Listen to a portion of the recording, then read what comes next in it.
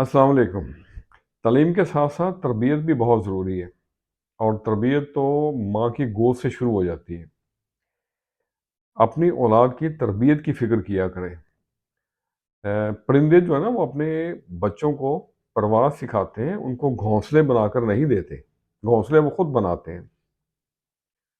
اور دھرتی پہ سب سے زیادہ بوجھ کس چیز کا ہے؟ یہ بوجھ ہے ان نفرتوں کا جو ہم نے اپنے دلوں میں ایک دوسرے کے لیے اکٹھی کی ہوئی ہے۔ انہیں نکال باہر پھینکیں اور زندگی کو آسان کریں۔ پیوستہ رہے شجر سے۔ وہ کہتے ہیں نا کہ رابطے ضروری ہیں زندگی کے سفر میں، ساتھ دینا ہے اپنوں کا اچھی بری خبر میں۔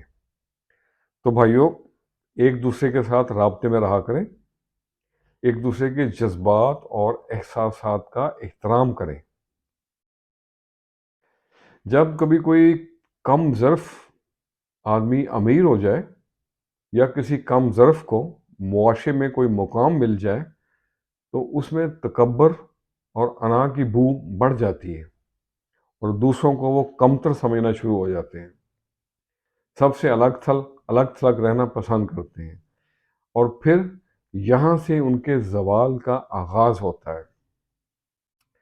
اپنی خواہشوں کو لگام دے کر رکھا کریں، فانی آسائشوں کے پیچھے برباد مت ہوں۔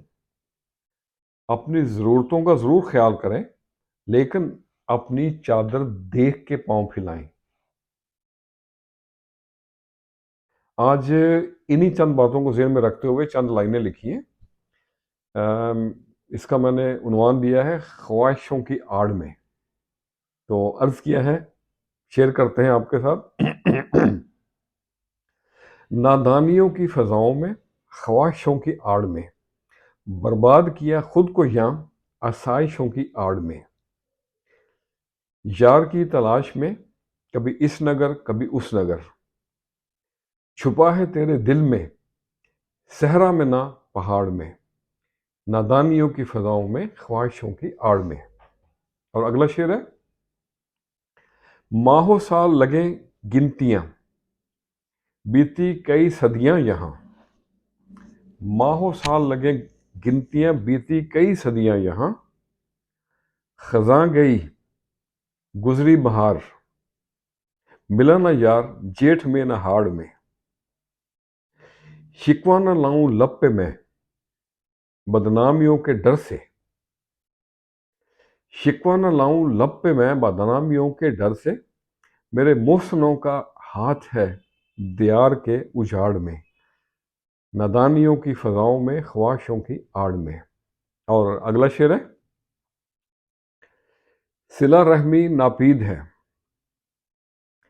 اور بہتی ہے گنگا الٹی یہاں، صلہ رحمی ناپید ہے، بہتی ہے گنگا الٹی یہاں، بھول کے اصول سب لگے ہوئے ہیں جگاڑ میں، نادانیوں کی فضاؤں میں، خواہشوں کی آڑ میں۔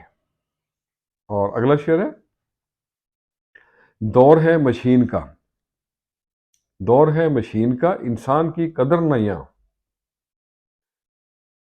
ڈھونڈتے ہو اب کیا، ڈھونڈتے ہو اب کیا، اخلاق گیا اب بھاڑ میں، نادانیوں کی فضاؤں میں، خواہشوں کی آڑ میں۔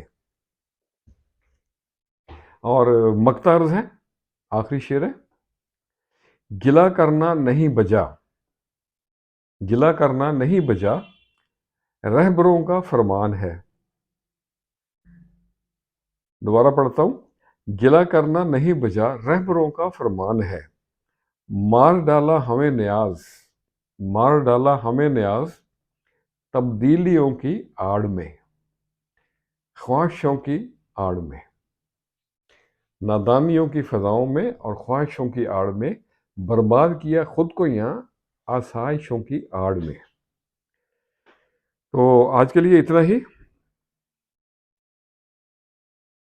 اگر کوئی انسان اچھائی کا ارادہ کر لے تو اس ارادے کے وقت سے اس کی نیکیوں کا شمار شروع ہو جاتا ہے، وہ ایک کاؤنٹ ڈاؤن شروع ہو جاتا ہے، نیکیاں لکھنا شروع ہو جاتی ہیں، چاہے وہ اس ارادے کو عملی جامہ کافی دیر بعد پہنچائے۔ یہ اللہ کا بہت بڑا کرم ہے۔